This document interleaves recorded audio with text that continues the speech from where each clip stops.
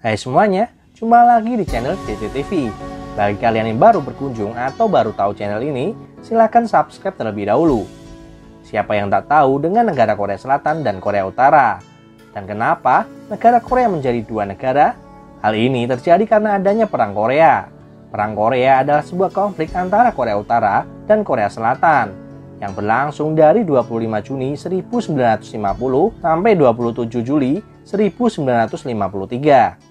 Perang ini juga disebut perang yang dimandatkan, atau dalam bahasa Inggris, proxy war, antara Amerika Serikat dan sekutunya, dengan pihak komunis yaitu Republik Rakyat Cina dan Uni Soviet. Peserta perang utama adalah Korea Utara dan Korea Selatan.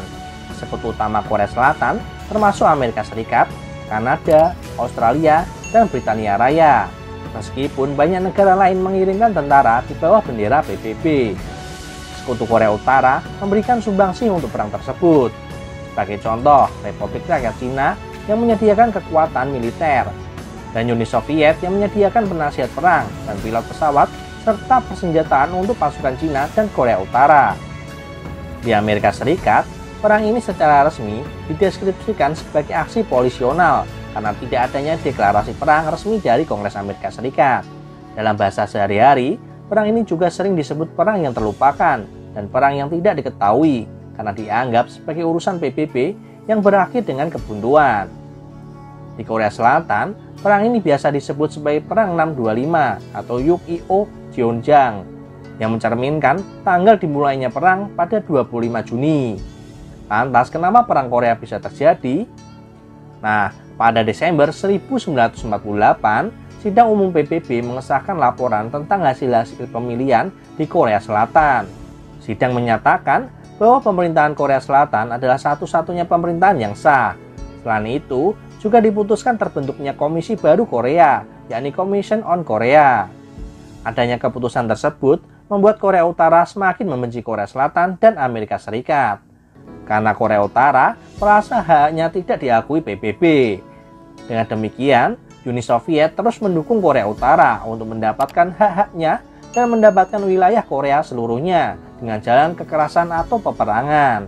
Pada hari Minggu 25 Juni 1950 pukul 4 waktu setempat, pasukan Korea Utara mengadakan serangan ke Korea Selatan secara mendadak, sehingga Korea Selatan tampak mengalami kekalahan. Dalam serangan tersebut, pihak utara dapat menduduki kota Sucheon, Hongjin, dan Kaesong yang merupakan kota penting Korea Selatan. Tanggal 28 Juni 1950, ibu kota Korea Selatan yaitu Seoul dapat dikuasai oleh pasukan Korea Utara.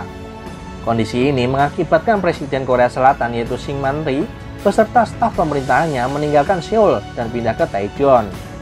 Pecahnya Perang Korea membuat dunia terkejut. Amerika memutuskan membantu Korea Selatan dengan alasan membendung komunis di Asia dan juga memandang Korea Utara. Amerika mengusulkan kepada Dewan Keamanan PBB untuk bersidang membicarakan Korea. Pada 27 Juni, Presiden Truman memerintahkan kepada Angkatan Udara dan Angkatan Laut Amerika Serikat untuk memberi perlindungan kepada pasukan Korea Selatan. Pada pihak pemerintah Cina di Taiwan diminta untuk menghentikan lebih dahulu operasi-operasinya terhadap daratan Cina. Bantuan-bantuan militer kepada pemerintah Filipina dan Angkatan Perang Prancis di Indochina ditingkatkan. Selain itu, Presiden Truman juga menandaskan untuk menggunakan pasukan-pasukan Amerika Serikat yang berada di Jepang untuk mengadakan blokade di seluruh pantai Korea. Sampai dengan Agustus 1950, pihak Korea Utara tetap unggul karena Korea Utara dan Uni Soviet mampu membuat rakyat Korea Selatan bersimpati, dan logistik pihak Korea Utara terpencar sehingga sulit dihancurkan dan lebih lama dapat bertahan. Selain itu juga, karena pihak Korea Utara mengadakan penyusupan dan penyamaran yang sangat rapi untuk melemahkan pihak selatan.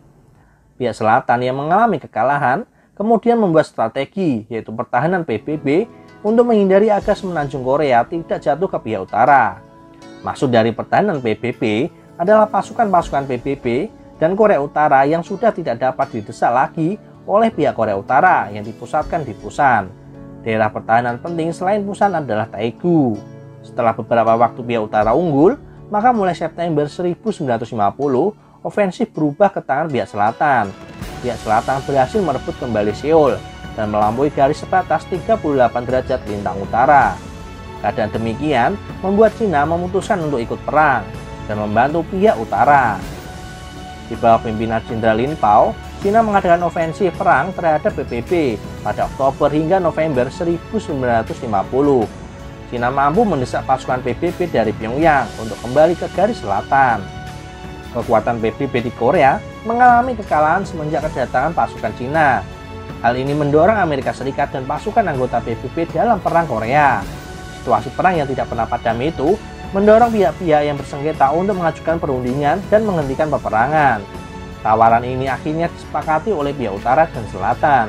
Selanjutnya, diadakan serangkaian perundingan dan gencatan senjata. Sekretaris Jenderal PBB pada 1 Juli 1951 menyatakan bahwa pasukan pihak utara telah mundur kembali ke posisi semula, yaitu sebelah utara garis paralel 38 derajat lintang utara. Selanjutnya, maka diputuskan untuk segera mengadakan perundingan guna mencegah meluasnya perang. Pada 23 Juni 1951, Jacob Malik selaku wakil tetap Uni Soviet di PBB menyatakan pihak utara dapat menerima usul Sekretaris Jenderal PBB dan bersedia mengadakan perundingan serta akan segera mengirimkan wakil-wakilnya. Lantas diadakan perundingan Kaesong. Hasil-hasil perundingan diumumkan pada 26 Juni dengan keputusan sebagai berikut. Penerimaan agenda perundingan dan penentuan garis demokrasi militer antara kedua belah pihak guna membentuk daerah bebas militer sebagai prasyarat untuk menghentikan perundingan. Dan yang ketiga, usul kepada pemerintah-pemerintah yang bersangkutan untuk menyelesaikan masalah Korea dalam tahap-tahap berikutnya. Lalu perundingan Kaesong yang berlangsung selama 3 bulan mengalami kegagalan karena kedua belah pihak tidak dapat saling menghormati, bahkan saling menuduh. Pada hakikatnya, kegagalan perundingan di Kaesong karena tidak adanya kesepakatan tentang garis demokrasi. Lalu diadakan perundingan lagi di Panmunjom. Pihak Korea Utara yang diwakili Majen Lee mengusulkan garis demarkasi selebar 2 mil. Selanjutnya, daerah tersebut dijadikan daerah bebas militer dan akhirnya pihak selatan menyetujuinya. Hal ini berarti permasalahan yang menghadang pada perjanjian Kaesong telah teratasi. Perundingan selanjutnya mengenai gencatan senjata. Gencatan senjata diberlakukan pada 27 Juli 1953 sesuai dengan garis demarkasi militer yang telah disepakati.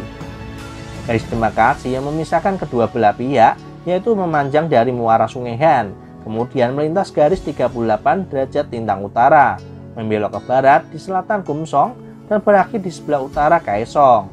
Dengan demikian, Perang Korea berakhir dengan tidak ada yang menang dan tidak ada yang kalah, dan diakhiri dengan gencatan senjata pada 27 Juli 1953, di mana Korea akhirnya terbagi menjadi dua, yakni Korea Utara dan Korea Selatan dengan garis batas 38 derajat lintang utara. Perang Korea mempunyai dampak positif dan negatif. Dampak positifnya adalah menyadarkan seluruh negara di kawasan Asia Afrika untuk mewujudkan kemerdekaan. Sedangkan dampak negatifnya adalah memecah belah bangsa menjadi dua negara yang berbeda pandangan. Nah, itu tadi sedikit cerita tentang Perang Korea. Sampai jumpa di next video. Jangan lupa like, komen, dan subscribe.